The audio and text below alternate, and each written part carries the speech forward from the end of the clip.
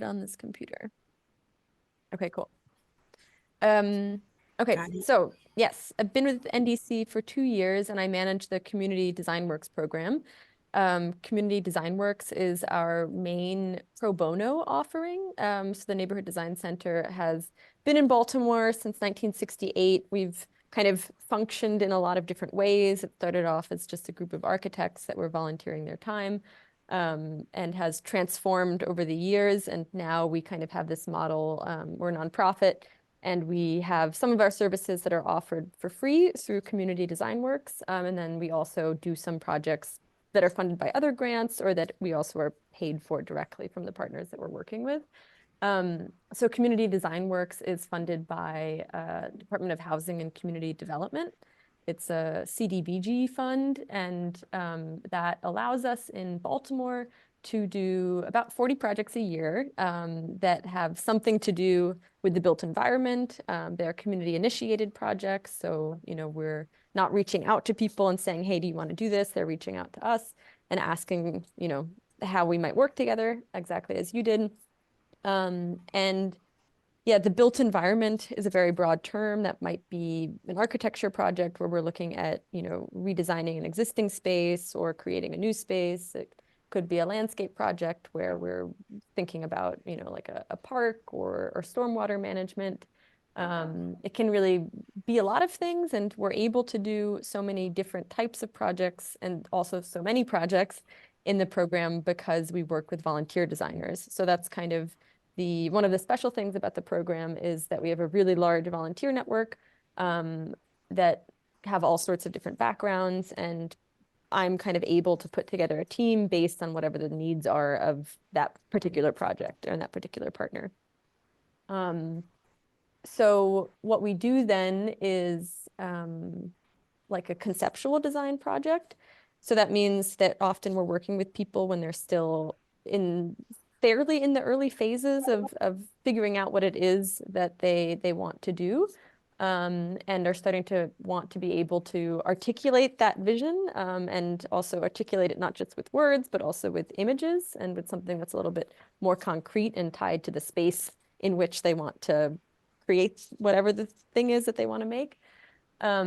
So we're working in the early phase of design, where we kind of collaboratively with the partner, and ideally also, as you saw there the other night with community, want to kind of create a vision for a space that we then translate into like design documents. So in the case of architecture, for instance, might make, again, it really depends on the type of project, what comes out at the other end, but you can do floor plans, we can create exterior like visualizations or pictures of what a building might look like. We can do interior design where we're kind of more so going into the detail of types of furniture and wall colors and things like that. It varies based on what the project needs. And yes, and the important thing though is that it is at this level of conceptual design, which means that these aren't the documents that you then take to the city to say, hey, please give me a permit to build this. Rather, an architect, if it's an architecture project, still always has to be hired after our work, because we don't have the capacity, our volunteers don't have the capacity to kind of create the level of drawings that are necessary to submit to the city for a permit. And also we legally aren't allowed to create these types of drawings. So that's kind of one space where our service ends, is kind of after conceptual design. And then we also, within Community Design Works, the extent to which we can help with implementation also varies. So for me, what's really important to kind of talk about at the beginning is, where you are now, where you want to go, and how exactly whatever design deliverable, whatever's coming out at the end of this project, is going to help you get to the next step. So oftentimes, our work might be used for someone to apply for a grant, and in that grant, they want to see that you kind of have a clear idea about, let's say you're applying for money to buy a space or to outfit a space, and maybe they ask for this type of design document to show that, this is what you're going to do with the money. That's one common thing that our designs are then used for. But sometimes, yeah, it depends. That's something we can talk about today. But just to say that, we're here for the conceptual design. We're here to kind of help the community partner to like, I don't want to say build capacity because that's such like a fluffy word, but to kind of, help you gather people around you in this process, since often implementing any sort of design project does, it takes a lot of time and it takes, you know, mm, yeah, it just takes a lot of time. So we want to make sure that we're kind of helping to build up those internal like structures while we're also doing the design, so that when we hand things off at the end, you feel good about being able to move things forward yourself. Nice. So that's the really And so broad shtick.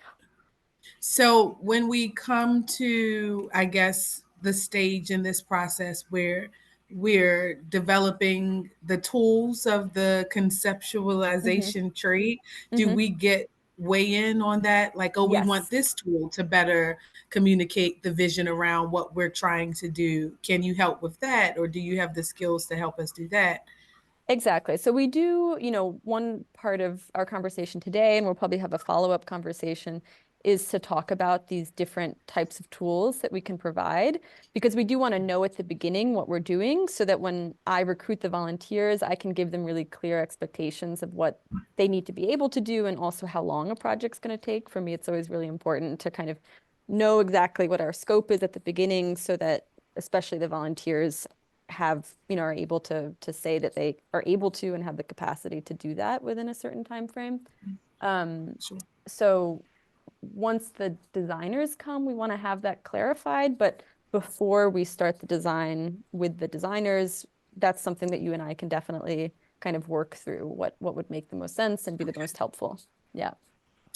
So today I have a maybe five, no more than 10-minute Hmm. slideshow. Oh, cool. If you can make me a co-host, then I can tell Yes. you a little bit more about our artists in residence. So we call it TAI, Hmm.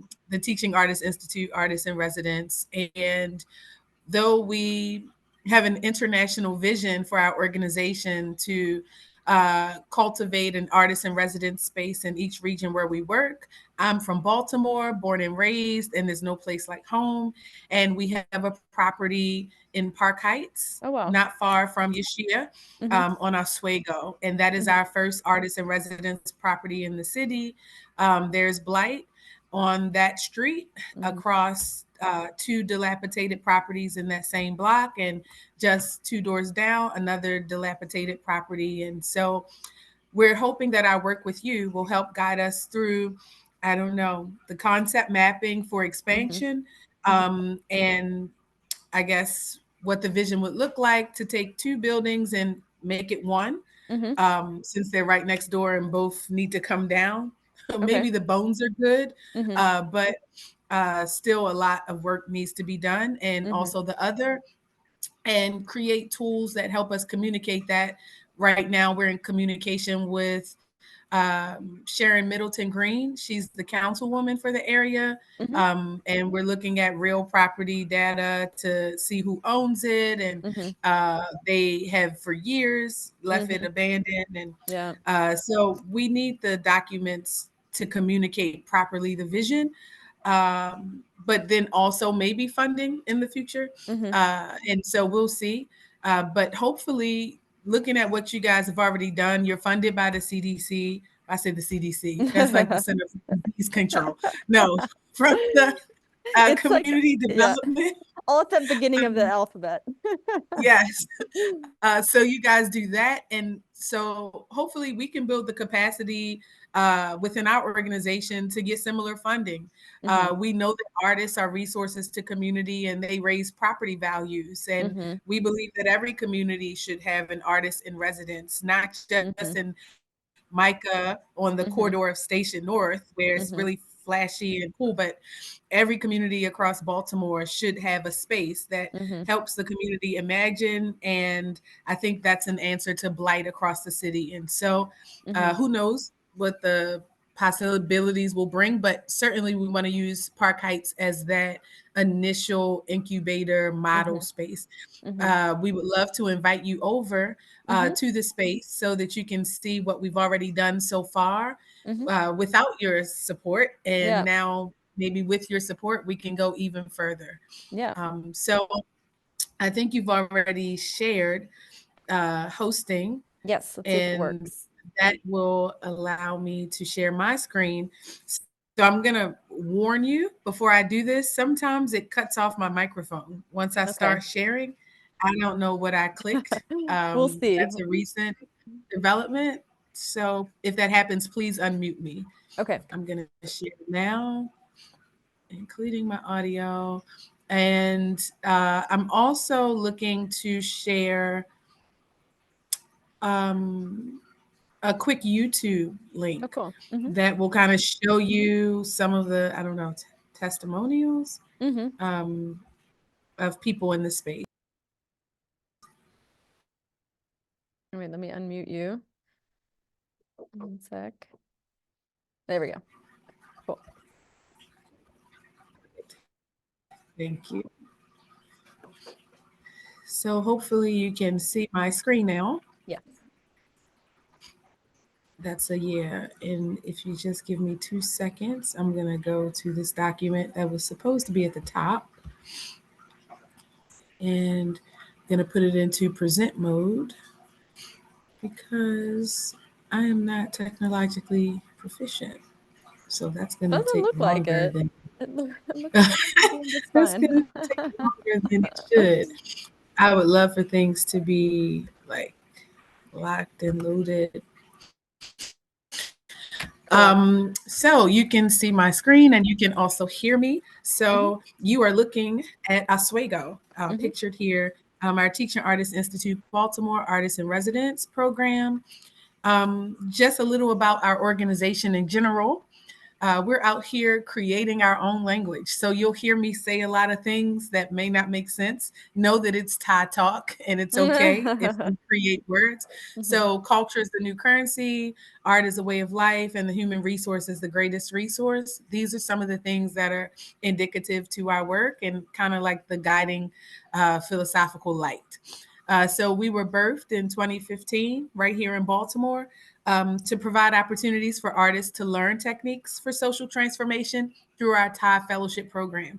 But since inception, we've grown into an international, socially engaged arts advocacy and training organization that plays an important role in the promotion of art for social transformation and development of platforms focused on cross sector and cross cultural community engagement and sustainable development.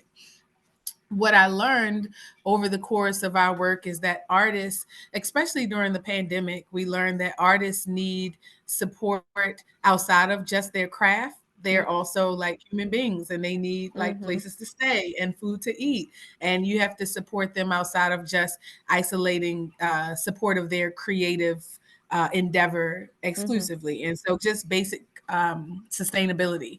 Mhm. So going back to TAI in general, we are ATE. So that's our little acronym that reminds us of what we do. So the R is for research and consultation. We develop innovative scopes and methods. Uh, did you do that? I don't think I did. Okay. Oh, that maybe just Um, refreshed itself, that page. wow. Okay. So Or I'm there's gonna a go ghost in back the in. machine. Yes. Oh, that's scary. And Sorry. let's see. No, no, it's fine. But we definitely believe in juju on this side. Mm-hmm. So we are gonna start again and go back. So Awesome. we were at our rate, and so, research and consultation, develop innovative scopes and methods in art for social transformation best practices.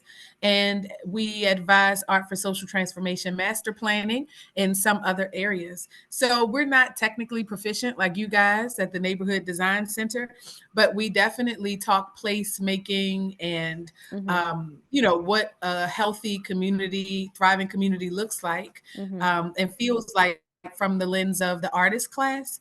And so in the Teaching Arts Institute, though, art can be a really broad term. So it's just creation, like even an idea, ideation, design, thinking, even that to us is considered art.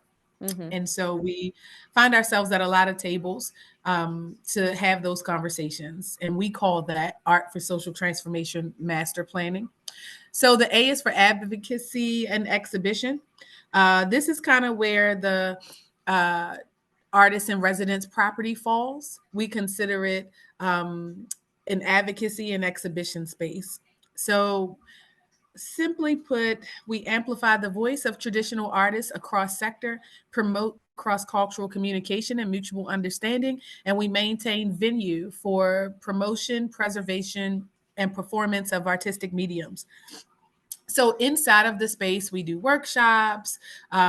This past year, we hosted the Mandela Washington Fellowship with the Department of State. We hosted their professional development for a month, and at the end, we welcomed them with the entire Park Heights community at our location. And so I'm going to Wow. show you a quick video about that in the end of this presentation, as well as our artists in residence. We have an office on the first level. That's kind of like the model we want across every property. But on the second level, we rent the rooms out to artists that are looking for an accommodation. And so we use the walls for visual artist exhibition. And so you'll see a little bit of that too. So training and curriculum development, we provide opportunities for professional development across sector with a focus on community wellness and balance. Design innovative coursework for artist development and arts integration into community. And so that's some of the things we do with the artists in residence, letting them know they're not just an artist in residence of our property, but an artist in residence of the community. And as a part of their time with us, we expect them to develop a community integrated initiative that will somehow help the community heal or be more well or more balanced or holistic, or um, to help them imagine a better world, right? Yeah. Sometimes you have to be able to imagine that your community could be better, and it's difficult to do with blight and dilapidation and open air drug market and all the things that remind us that we're from a class of people that don't have access Mm. to upward mobility. And so Mm. art can somehow disrupt that narrative. Mm-hmm. And so reminding artists that they can be a part of that, changing that trajectory or downward, downtrodden Mm-hmm. trajectory. So last but not least, the E of our rate, RATE, engagement and exchange.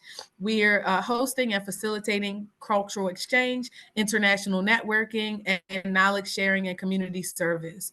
And so this is what we do as a Teaching Artist Institute in general. Now, our artists in residence. TAI is the acronym, and we said that's so appropriate because we're breathing life into community. We really believe that having artists in your area are like a breath of fresh air. They remind you that living is, I don't know, abundant. Mm-hmm. The future is bright. So, our values, engagement, connection, and vitality. Artists are resources to community respiration. Mm. Our vision for the artists in residence is to ensure that every community values the artist class and is vested in hosting a TAI artist in residence program and facility. And so sometimes artists, especially if you're not Jay-Z or Beyonce, it's like, oh, you're the poor, impoverished, struggling artist. But we want communities to change that perspective and to see that the artist class is valuable, and we want them to have buy-in in hosting this artist in residence. That's from the community association president to the man that, stands on the corner, proselytizing with the Jehovah Witness pamphlets, all those Yeah. people in community. We Mm-hmm. want them all to know you have an artist class and they're in residence in your community waiting as a resource to be used by you. That's the vision. In a perfect world, that would happen across Baltimore and every place where the teaching Mm-hmm. artist works. Our mission to provide over and underhoused artists with affordable housing and opportunities to lead local community development efforts.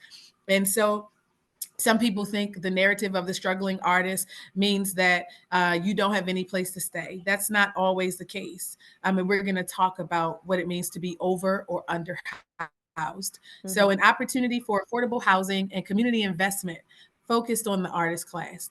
That's what the Teaching Artists Institute Artists in Residence is. So, who's a pre qualified artist? They have a passion for service, a passion for practicing, a passion for participating. We're very big on being a drug free environment, especially in the Park Heights community where we've started in Baltimore because the drug epidemic is real. And so, self identified and identified need. The housing crisis for artists. Well, sometimes artists, traditional artists, they don't have a traditional credit history. It doesn't mean that they're not getting paid for their gigs, but it's just non-traditional income streams. Sometimes there's a history of a lack of ownership because maybe artists, they move from place to place. And so we're hoping that TAI can be a part of this solution to what we call a lack of ownership crisis in the artist class, where it's a pipeline where they begin with us as an artist in residence and they end with being maybe an owner in the community of a property that needs attention. And sometimes there's a crisis because artists have career changes. So, what are the problems and limitations in the housing market for the artist class? These are some of them. By no means a reflection of all, but some. The housing crisis for artists are under and overhoused. So a lot of times you'll find artists, even myself, I'm a traditional artist. I sang Kim Pool music, Google me. But we sometimes we choose jobs outside of our preferred profession, which is practicing our craft, and we become overhoused. Meaning we have more house than we need. They tell us you're successful when you get the big house, you know, the husband, the 2.5 kids, and a little dog and a white picket fence.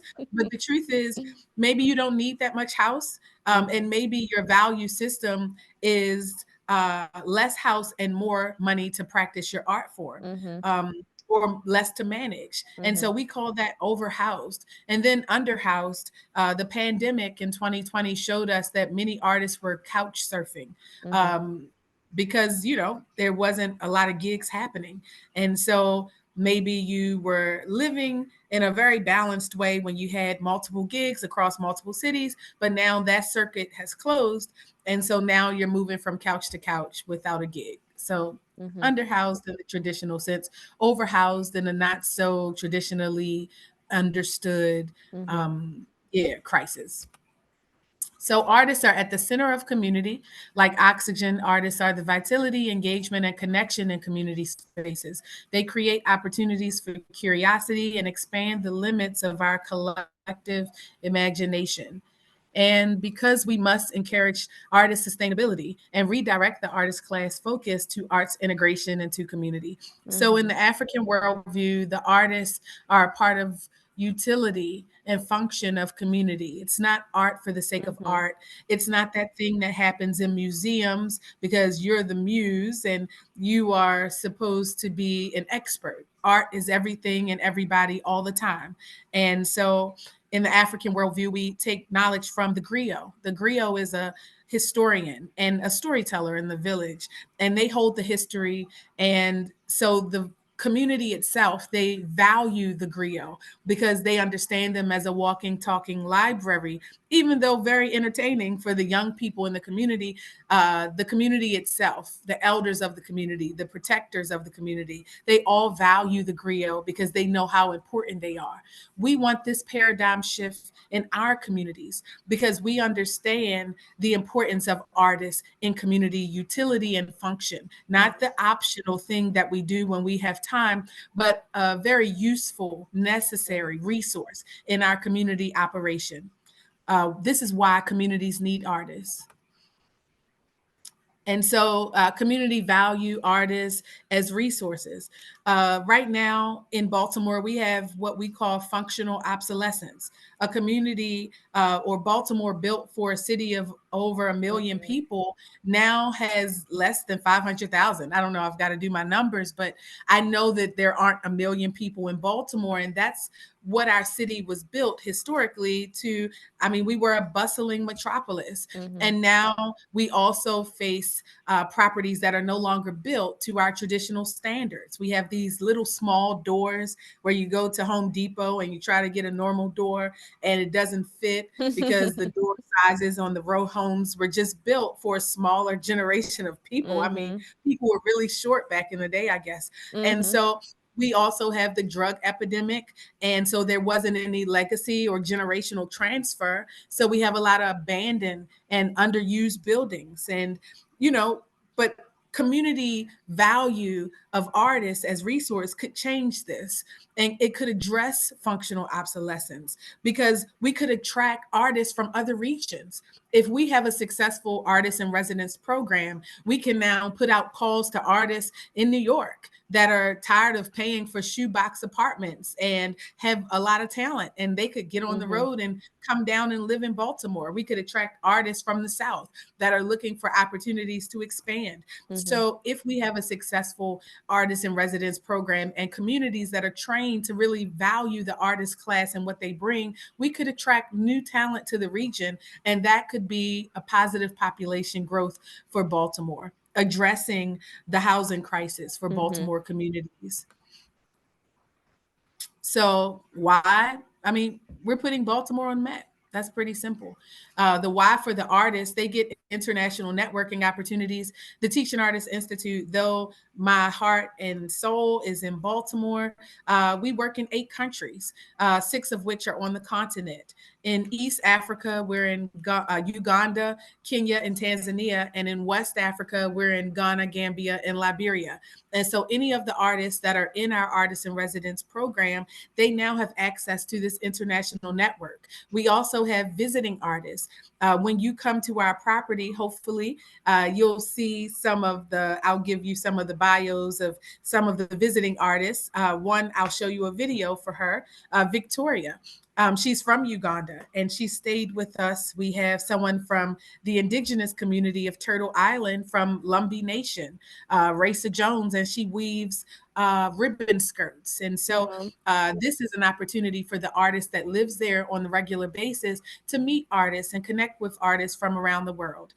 They get holistic artistic development.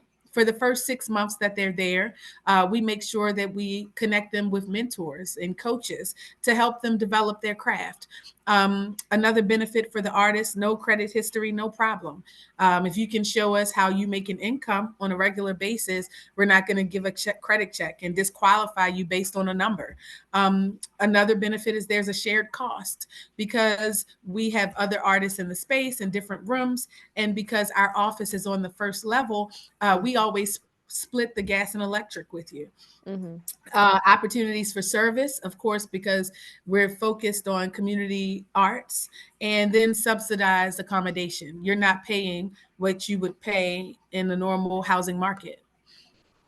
So connecting with visiting artists, we mentioned that benefit. Opportunities to travel and still have a place to live when you return, right? We are Mhm. connected all around the world. We want to help facilitate that connection for you. And we're not going to put your stuff out on the street corner Mhm. if you miss a payment while you're away.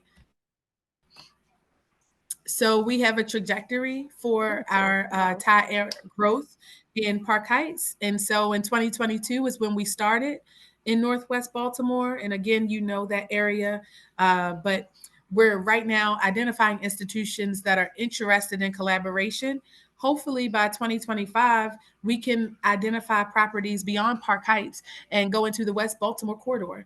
Identify community-based institutions interested in arts integration into community function. And if we're really fancy, then maybe we'll make it to East Baltimore. And in 2028, we'll target expansion into East Baltimore and the Cultural District and provide financial literacy service for TAI.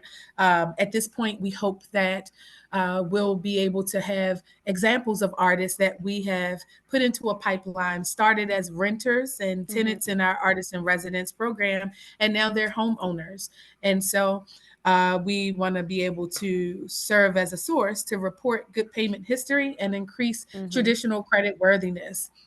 And so that is the end of our presentation, but I do want to share a quick video. Hopefully, I'll be able to figure out how to close this because I am not, again, our technologically proficient, but I'm going to find this video. So if you just give me 1 second, Takes I will time. show that. I also have to like is you mentioned Victoria. Was she from the Mandela Washington Fellowship? She was, I wonder if I met her yes. because at I when they did the kickoff at OpenWorks, I was at the kickoff and Oh, gave a wow. little thing, a little intro to NDC because we had worked with Transform Mid-Atlantic, who is also one of the members, was helping to kind of coordinate the fellowship. And so she invited me, and I think we'll talk later and see if it's the same person. But Well, how about I show her video yeah, okay, and we perfect. can see if she's the one Hmm. because yeah, I will include that. So I'll go backwards. So we do small workshops in the community. The last one we did at Thai Air was for Kwanzaa. And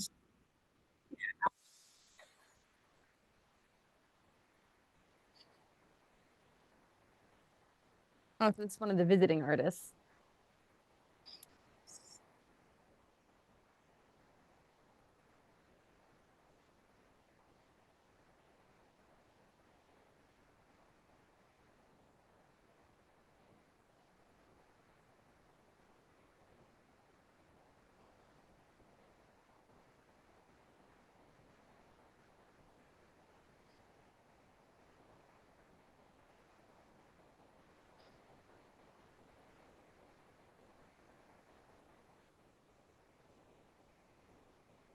Mhm.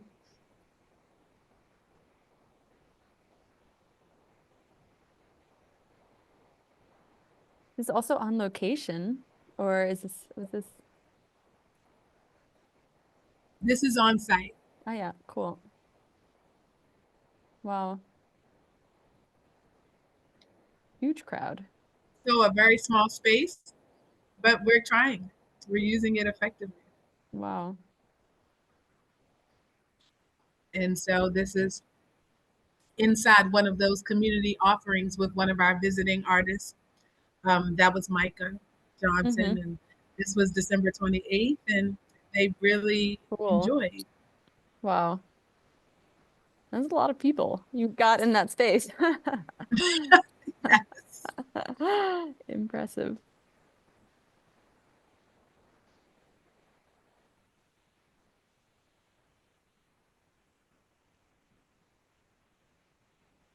Awesome. All right. So I think I can definitely find. So Victoria, we were one of the hosts Hmm. for the fellowship, and Victoria, she became our artist in residence after she did the initial training. Hmm. Some sites served as professional development sites after their, um, I guess, their time with Hmm. the trainings in DC. And Hmm. so we were one of those hosts. So our actual Mandela Washington Fellow was, her name is Priska. Hmm. And so Priska is here. And then, so this is inside of our property. Oh, I Um, like the barn doors. and that's Oh, Priska, and that's that's Victoria. Victoria. Yeah, I met her. Yeah, that's Nice. crazy. And small world, Hmm. small to more. So Victoria, she wasn't. She was allowed to stay in the country, but not for the professional development. Mm-hmm. I see. So we hosted her as a visiting artist in residence because she's also an incredible fiber artist. Oh, wow. Cool. Didn't know that she also had a interior design or architecture work, right? Oh, so yeah, the interior. Yeah. So that's what we mean by fiber. So fabric. Mm-hmm. So anything that she's doing with Mm-hmm. fabric, I guess it would lend itself to interior design at some point. Oh yeah. She's remodeled hotels Yeah. and local bed and breakfast accommodations in Uganda. Mm-hmm. And so, yep, she stayed with us for the month. Awesome. And it was an incredible event that we hosted for them after, after So cool. the professional development. Mm-hmm. Mhm. So let me see if I can find that video of her.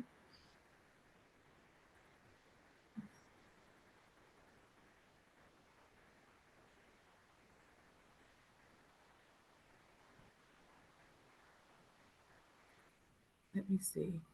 And that'll be so I'll show a little of Victoria's video and then I will wrap up.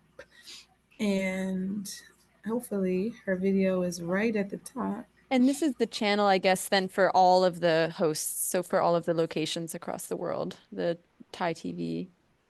Oh, yeah, for Yeah. all of Cool. our programs and Art Hmm. for Social I Transformation. see. Yeah.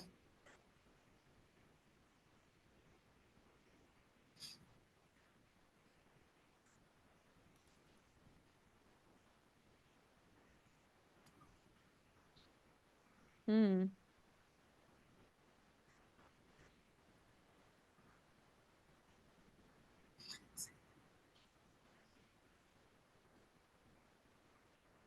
that's cool. Where was the storytelling? That was. So this is with one of our programs. Mm-hmm. So while the visiting artist is with us, we focus on featuring them at programs we already have Mm-hmm. in the work. So this is a camping trip called the Underground Railroad Excursion, where we Mm-hmm. take young people to the Eastern Shore. We take Harriet Tubman's life off the Mm-hmm. page and we use it and we learn from it. We teach them traditional camping. We show them where she ultimately escaped. Mm-hmm. We take them down to Frederick Douglass's, where he was born in Easton, Maryland. Mm-hmm. And right now, Victoria is featuring at our campfire as the storyteller for the night, talking about the hell gazelle.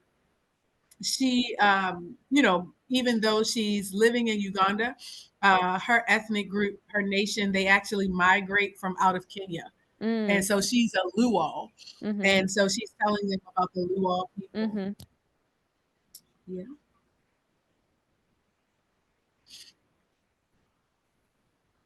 We're certainly not going to listen to her whole story, though. But it's a, I mean, I can't wait after this meeting to look at your website and see all the other programs that you all offer. It, So probably better that you go to our social media. Our okay. website sucks. Okay. But I mean, of course, that's a part of the, it's Mm. a lack of resources. Like Mm-hmm. to have the website that we should have, considering what we do, Mm-hmm. it's been so expensive. Totally. Yeah. But this is Victoria inside the space.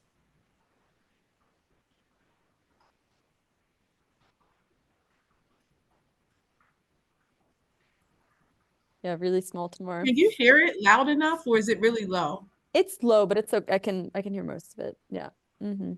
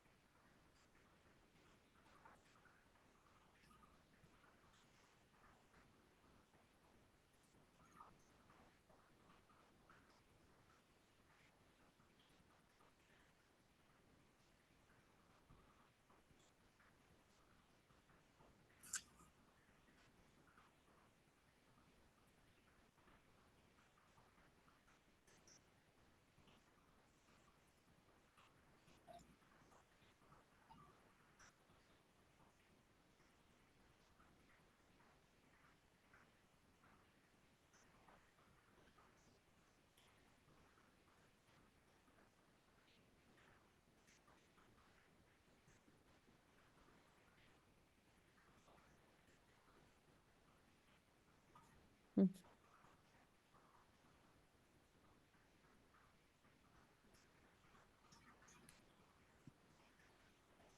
Awesome. So that is it. I'm going to stop sharing my screen now. No, thank you though And for yes, giving the thank you presentation. again. It really gave me like a really good overview, and it's also, I think that almost never had that from an intake meeting before. So I really appreciated it. Thank you. Wow. Well, I certainly appreciate your time. Yeah. Um, I don't know what you all's process looks like, but it's not just me. Hmm. There are others. And that's why I really wanted this to be recorded today Yeah. so that I can share with them our initial conversation Yeah. and keep them in the loop. Hmm. But this is definitely a community effort. We, have artists that, of course, a current Hmm. live-in artist in residence and another, and we have several visiting artists in Hmm. residence. Our organization, we don't have a traditional board of directors, but we do have someone we call the president and TAI elders. Hmm. And so we rely heavily on the wisdom and guidance of our elder class. And we have what you would consider a council of elders Hmm. that really advises our work. And so Hmm. they're at the table as well. Hmm. And so Awesome. we're Cool. ready to receive what you all Yeah, do, hopefully. I know you said absolutely. April is when you're able to start. Yeah, well, Is let's that maybe we'll back up a little bit. I guess so just to make sure that at the beginning I understood correctly, you have a current location in Park Heights, and then there's an additional two buildings in the same area that you want to expand into. Is that right? so? Yes, Yeah. right across the Mhm. street. Okay.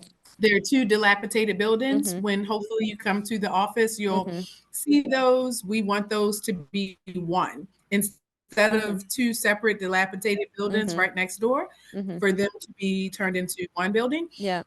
We've been talking to a contractor about what that could look like Oh, and what cool. that might cost. And Mm-hmm. Awesome. then also next to our neighbor is Mm-hmm. another dilapidated building.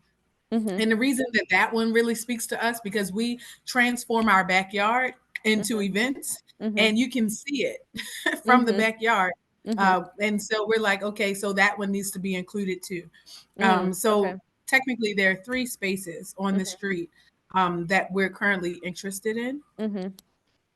Cool. And they would be, do you know already or like what it is exactly that you would want to put in those buildings? Like, would they kind of have a similar function as your existing building where there's kind of community space on the first floor and the residencies on the second? Maybe you could like tell me a little So bit more they about what would. you, yeah, see happening in those So spaces. we always want every property we have to have artists in residence. Mhm. Literally, Yeah. somebody is artist that's practicing, that's living in the space Mm-hmm. with a subsidized rate. Mm-hmm. But on the building across the street, the two, we're hoping that we'll have a community space on the bottom that's Mm-hmm. actually big enough to not have to sandwich Mm-hmm. in. Like Mm-hmm. we make do with what we have, Mm-hmm. but having a space that could really host, Mm-hmm. it would benefit us to have more space. Mm-hmm. Yeah. um, but the traditional model would stand. We would have Mm-hmm. an office operating there, someone there Mm-hmm. during the day, and it would be available for community events that we Mm-hmm. host with artists and residents and visiting artists, and then artist accommodation on the second floor. Cool. And hopefully for this, remodel the third floor. So two Ah, floors okay. of artist Mm-hmm. housing, and then the first floor for Mm-hmm. community function. Mm-hmm. And then the building that's on the same side as your existing building, is that then same concept more or less? Same concept. Mm-hmm. Only the difference is like we're flying our plane and building it too. Okay. So even the property that we have, Mm-hmm. we're still working on the basement and we're Mm-hmm. still working on the backyard. Mm-hmm. And so we're hoping that the properties on this side of the street, well, Mm-hmm. and the other at some point that we can incorporate Mm-hmm. some like real time agriculture, urban ag, Mm-hmm. because our current artist in residence, she's a healing artist Mm-hmm. and she focuses on like uh, shaman Mm-hmm. ceremony of the Native Americans and the African spiritualists. And so she said that Oswego means like bee balm, Oh, like wow. Yeah. healing, and that's the streak that we're on. Yeah. Crazy. And so we really want to tap into that Mm-hmm. and let that resonate with us Mm-hmm. and have the properties embody some of that original energy Mm-hmm. of the street, and to have a space in the backyard and the Mm-hmm. basements that kind of support and cultivate that. And so Mm-hmm. we're thinking towers Mm-hmm. on the on the fences, Mm-hmm. where community can just come and experience and Mm-hmm. get access to that healing bee balm Mm-hmm. energy that Oswego originally Mm-hmm. was, I don't know, coined to represent. Mm-hmm. And so I don't know if the roofs in that area, we don't use ours, we just barely have it from Mm-hmm. leaking, right? Yeah. Mm-hmm. But maybe in the future, now that we're looking to redesign the two places on the street, I mean across the street, Mm-hmm. and the one that is just the door over, maybe we can actually make it more than just a Mm-hmm. roof. Maybe Yeah. it can be something that is being used in a better way. Mm-hmm. So sustainability, but not just sustaining, but thriving. Mm-hmm. Something that's more than just Yeah. existing in a good way. Mm-hmm. Mm-hmm. Cool. Okay, that gives me like a better idea of like the scope again that I was talking about at the beginning. So like knowing, what it is that we're designing, what the functions potentially are, what type of building it is, where it's located. Like I think that there's maybe still yeah, like that helps me to kind of piece together what some project types might be that are, I could kind of share with you the next time we meet that might be helpful for And us. I would love for you to Mhm. see the space, because that Yeah, may help with ideation, where you're like, absolutely. oh, okay. And maybe you Hmm. can even also suggest, Hmm. based on other project types that you've done in the past, Hmm. what we're not even thinking about yet. And so I Hmm. look forward to that piece as Yeah. well. And you mentioned that you had spoken with the council person and you had spoken with a contractor. Do you know, and you don't have to know this is something that, we can do, but just out of curiosity, do you know what zone you're coded for? Like there's in the Department of Planning in Baltimore City, there's these like each building is in a different zone and those different zones allow for different types of uses. And it seems So I like, think this is mixed use. hmm, Um, Certainly Park Heights is, yeah, but Oswego is like off of Park Heights on hmm, Green Spring. So yeah, Park Heights on one side, Green hmm, Spring on the other, Oswego in the middle. And so I hmm, think it's mixed use. I'm hmm. not sure. Okay. I know simple things like, oh, Hmm, we have to ask permission to build our fence above 6 feet, hmm, hmm, because we are automatically said that we want our fences to be 10 hmm, feet. And they're hmm, like, oh, you need permission to do hmm. between 6 and 10. Yeah. But I think it's mixed use. I don't think it's exclusively residential. Okay, cool. That's something that I can also look into. And obviously, if you already have something that's similar on that street, then it means, it means that it must be like accepted in the zoning code, but we can also double check that together. Sometimes though you do like depending on which zone it's in, like when it comes time to especially when you're building a new construction, and you build a new construction and the building's done, and then you have to apply for a use and occupancy permit. And that is where you're kind of telling the city what you plan to use the building for. And then that use has to adhere with the zoning code. But yeah, so there is this like kind of, especially with a new construction, that moment where you are being checked by the city that it precisely adheres. But that's something that we can look into and just make sure that, it works. And And the off. other thing is, there is a corner store. Mhm. And so that implies that mixed use, Hmm. maybe, or maybe they're just not It's following the crazy. rules and Sometimes nobody it's has like a followed up. quilt. It's like a little quilt sometimes. Sometimes it can even be like building to building, but I'm sure that it's all like I don't have any doubt that this would be an allowed use, especially since the second floor is, it's mostly residential and yeah. Um but it does make me think that maybe at some point in the design process, it could be worth also reaching out to the local city planner. Like there's, I think, 4 or 5 different planning districts, and each of them has a planner. And they also can kind of advise on these things. Like they aren't people that are kind of like looking at things with, a fine tooth comb, rather that they're really there to work with community organizations and help them to implement these projects. So depending, yeah, it's something we could think about further down the line once we get into the design process, but it might be something useful to, or another person to kind of bring in later on, once we go into that visioning process together. So that we make sure that we're like, for me always, I love knowing as much information as possible at the beginning of a process so that we can kind of, this, yeah, be able to just not anticipate everything because that's impossible, but you know, feel that we have a good lay of the land when we get started.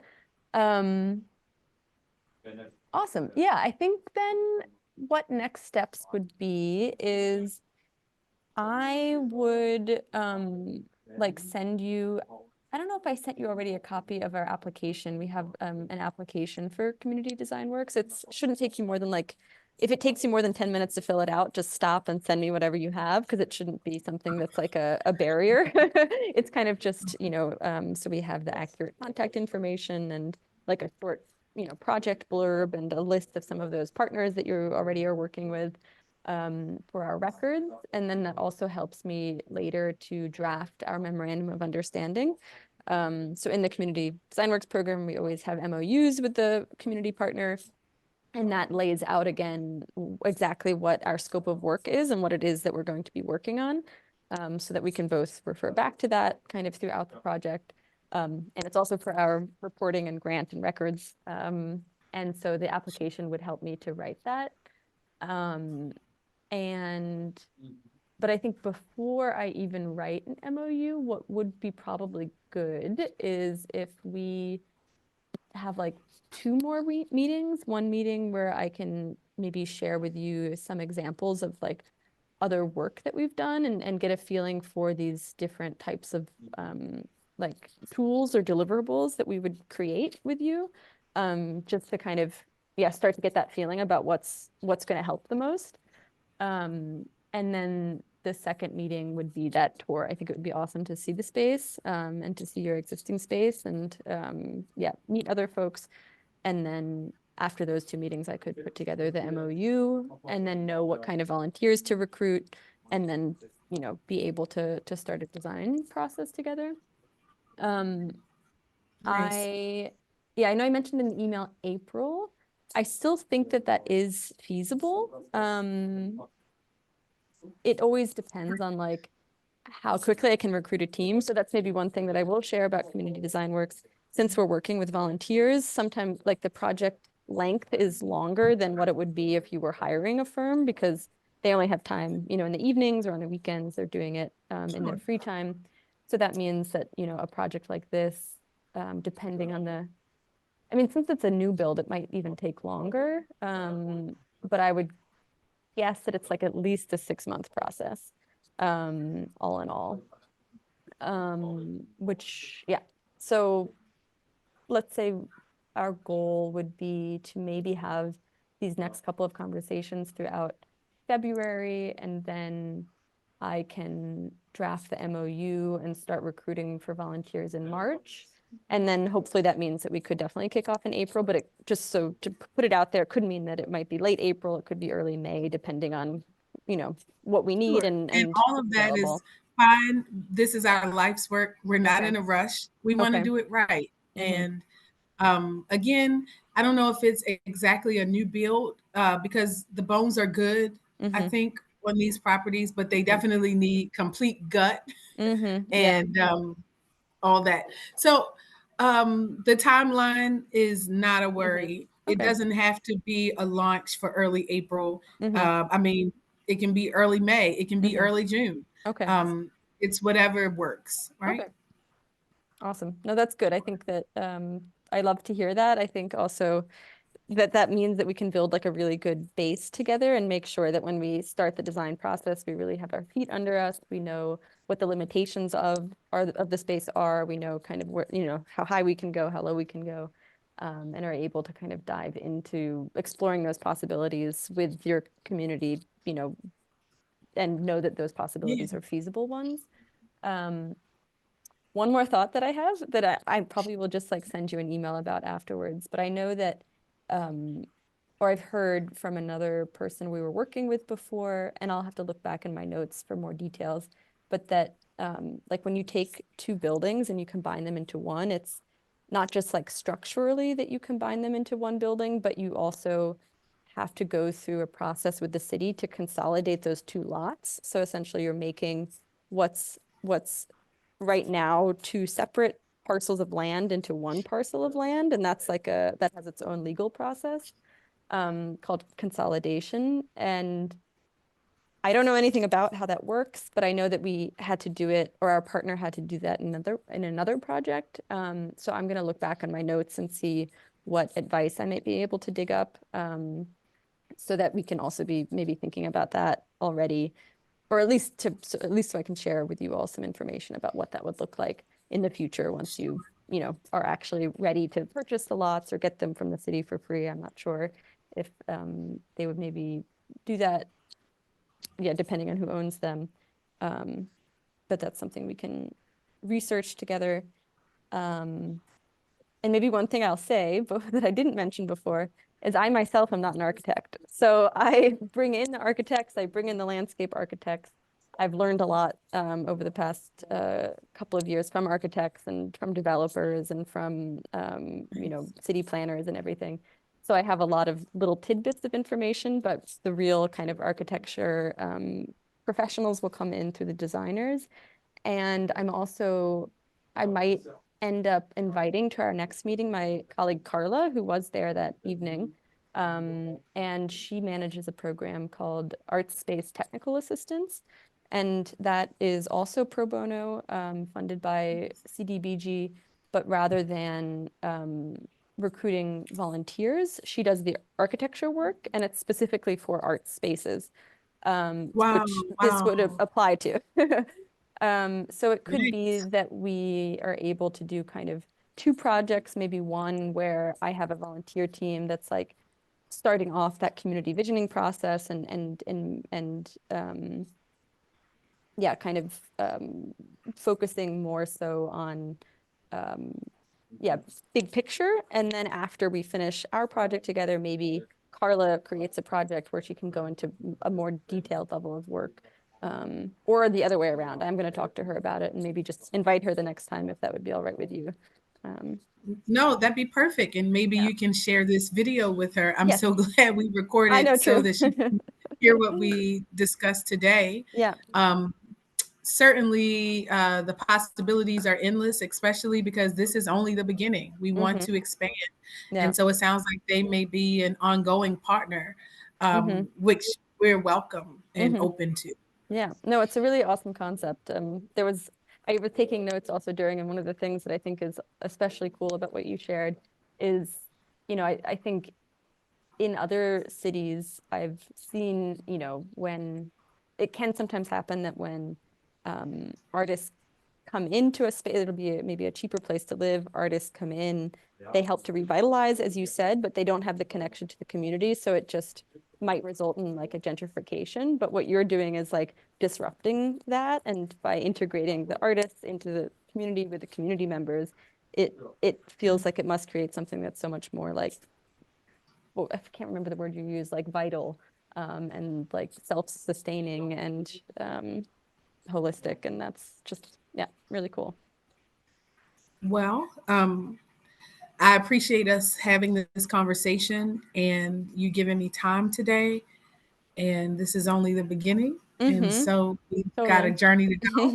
So I guess if you look at your schedule, um, and you can send me your availability, we can schedule part two. Yeah. It would be really helpful on our side if when you look at your schedule, you Mm-hmm. can find the next one that we'll do when you do some of the show and tell and show us the other Absolutely. projects. Yeah. Mm-hmm. And then also the day that we'll do in person Mm-hmm. over at the space Mm-hmm. so that we can line both of them up Mm-hmm. Yeah. at the same time so I can make sure that the team is there Mm-hmm. the next time around. Mm-hmm. Okay, perfect. Let me just note that real quick. Possible design deliverables, and I'll make sure Carla is able to come, and then also scheduling for in-person tour schedule. Okay, sweet. So what I'll do is early next week, I'll touch base with Carla. It'll probably take me a week or maybe two to like to follow up and to send you some dates. But feel free if you don't hear from me, like by the end of next week or yeah, by the end of next week to just nudge me for an update. But I'll talk with Carla and we'll get something set up before the end of the month for our next meeting and then for the site visit. Perfect. So I'm excited. Thank you so much, Julia, for your time today. And I'll make sure that we add this to our agenda. Everybody will watch the video all at once. And yeah, if anything comes up before then, just feel free to reach out.